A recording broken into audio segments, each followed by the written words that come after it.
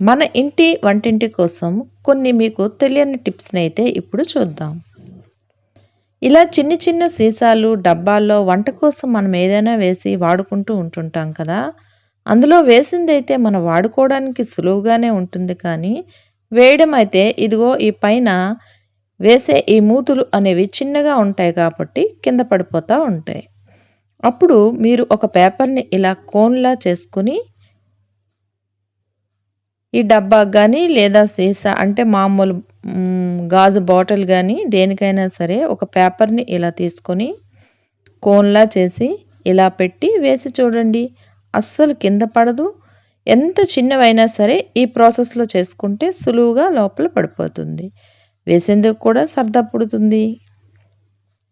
Second tip. వంట చేస్తున్నప్పుడు పొరపాటుగా నూనె తుల్లి కాలుతూ ఉంటుంది. వంట చేసే పొరపాటులో చేతులు కాల్చుకునే సందర్భం మనందరి లైఫ్‌లో కూడా ఉంటుంది కదా. అలా కాలినప్పుడు మంట లేకుండా, బొబ్బలు రాకుండా ఉండాలి అంటే కాలిన వెంటనే టూత్‌పేస్ట్‌ని తీసుకొని టూత్‌పేస్ట్‌నైనా దానిపైన అప్లై చేసేయొచ్చు. లేదా బంగాళాదుంప అరగదీసి అరగదీసిన గంధంలా వస్తుంది కదా, దాన్నైనా సరే కాలిన చోట రాస్తే వెంటనే మానిపోతుంది, మంట కూడా పుట్టదు.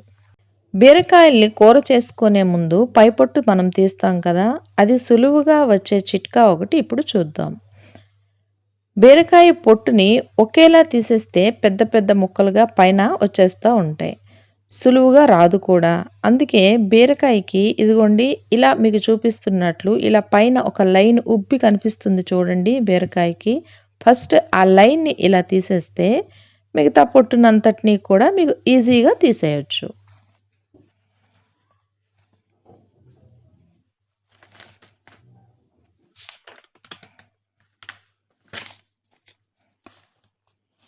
పాలు గిన్నె పొయ్యి మీద పెట్టినప్పుడు చాలాసార్లు మర్చిపోయి పొంగిపోతుంది, పాలన్నీ కూడా కింద పడిపోతుంది, ఇంకా ఆ ప్లాట్ఫామ్ కూడా క్లీన్ చేయడం చిరాకే.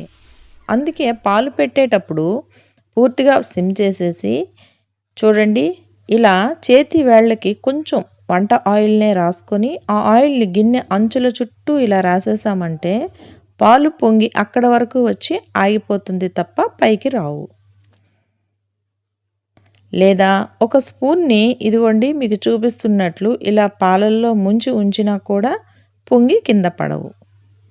ఇది పాలకనే కాదు, పప్పు ఏది చిన్న చిన్న గిన్నెల్లో ఏది మీకు పొంగుతుంది అన్న డౌట్ ఏదొచ్చినా ఇలా ఒక స్పూన్‌ని పెట్టి ఒక్క చుక్క కూడా కింద పడదు. పొరపాటుగా క్లీన్ చేసేటప్పుడో లేదో ఏ సందర్భంగానైనా గాజు గ్లాసులు 2 ఇలా ఒకదానికొకటి ఇరుక్కుపోతే దానిని తీస్తే విరిగిపోతాయి కదా. అప్పుడు ఒక గిన్నెలో నీళ్లు పోసి అందులో ఈ అతుక్కున్న గ్లాసుల్ని అలా వేసేసి ఒక 3 మినిట్స్ అలా వదిలేయండి. తర్వాత తీసేస్తే చాలా ఈజీగా సులువుగా వచ్చేస్తాయి. ఇలాంటి మరిన్ని టిప్స్ వీడియోస్ కోసం మన ఛానల్ని తప్పకుండా సబ్స్క్రైబ్ చేయండి. రేపటి ఇంకో వీడియోలో మళ్ళీ కలుసుకుందాం. Have a good day. Bye.